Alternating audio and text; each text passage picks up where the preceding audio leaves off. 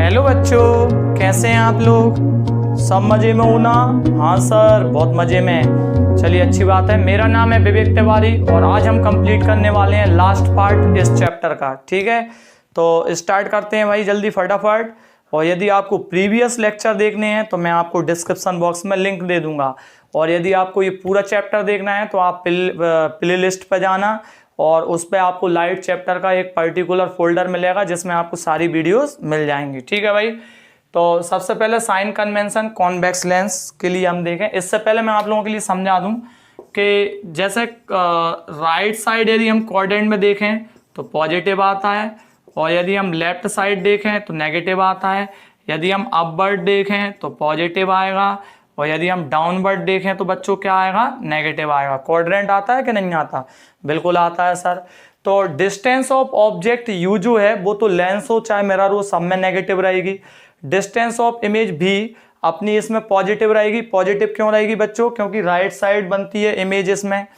फिर इसके बाद में फोकल लेंथ भी इसमें पॉजिटिव होगी, क्योंकि इमेज जब राइट साइड बन रही है तो अपनी जो फोकल लेंथ है वो पॉजिटिव हो जाएगी क्वाड्रेंट के अकॉर्डिंग। ये देखिए, ये मैंने बताया इसमें यहाँ पे।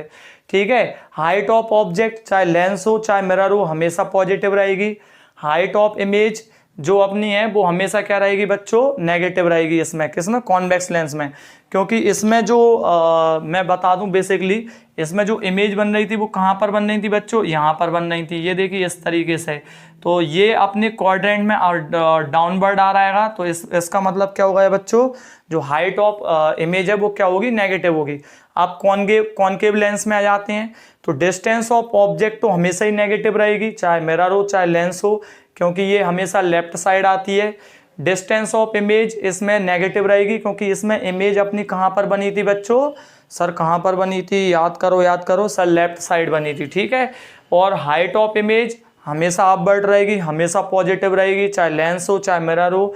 और हाइट ऑफ इमेज इसमें क्या रहेगी? पॉजिटिव रहेगी, क्योंकि इमेज इसमें यहीं बन रही थी इस साइड। तो ये क्या आ रही बच्चों? अपवर्ड आ रही है। तो अपवर्ड कैसी होगी? पॉजिटिव होगी।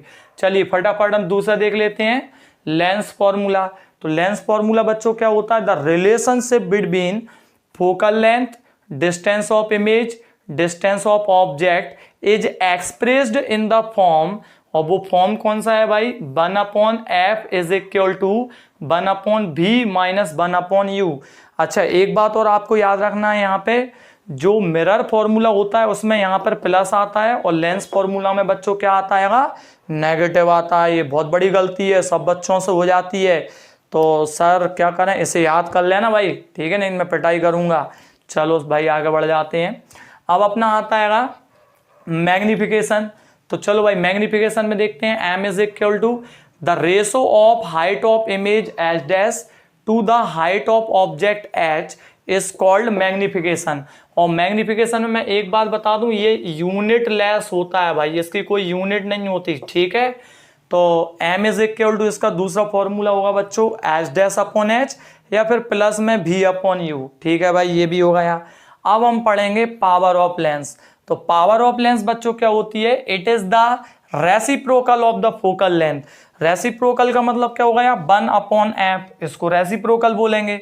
और इसकी जो SI यूनिट होती है वो क्या होती है? डायप्टर होती है। ठीक है भाई, अब ये डायप्टर क्या होता है इसके बारे में थोड़ी सी हिस्ट्री समझ लेते हैं भाई। ये डायप्टर कहाँ से आया, ये क्या होता है डायप्टर? तो बच्चों जल्दी फटाफट हम कर लेते हैं डायप्टर क्या होता है। देखिए, जैसे मान लो फोकल लेंथ आपको कभी किस में दिएगी? मीटर में दिएगी। किस में दिएगी? मीटर में। तो आप क्या करोगे? P इज इक्वल टू क्या होता है? 1/f। मान लीजिए इसकी SI यूनिट क्या है? डायप्टर है। ठीक है, यहाँ पर मैंने 1 लगा दिया, कोई दिक्कत नहीं है। और इसकी इसकी यूनिट मैंने क्या ली थी? मीटर, तो यहाँ पर मैंने मीटर लिख दिया। इसकी पावर कुछ नहीं है, मतलब क्या है? 1। तो 1 डायप्टर, इसको यदि मैं ऊपर ले जाऊंगा तो ये बच्चों क्या हो जाएगा? Metre inverse. तो 1 डायप्टर क्या होता है? 1 मीटर इनवर्स होता है। अब ये एग्जाम में एक बार क्वेश्चन आया कि व्हाट इज द 1 डायप्टर, तो बस इतना अकेला लिख दी और कल सर पूरे नंबर नहीं मिले। कहाँ से मिलेंगे भाई? डेफिनेशन लिखनी पड़ेगी। कौन सी? कि 1 dioptre is the power of lens whose focal length 1 metre. और फिर आप ऐसा लिखोगे 1 dioptre is equal to 1 metre inverse. ये मैंने रीजन बता दिया। अब और एक और कंडीशन और बता दूं जहां पर बच्चे बहुत ज़्यादा कंफ्यूज होते हैं, वो कंडीशन को मैं अलग से बता देता हूं। देखिए भाई जरा सब लोग, तो जैसे मान लीजिए फोकल लेंथ हमारी है सेंटीमीटर में, ऐसा लिख देते हैं।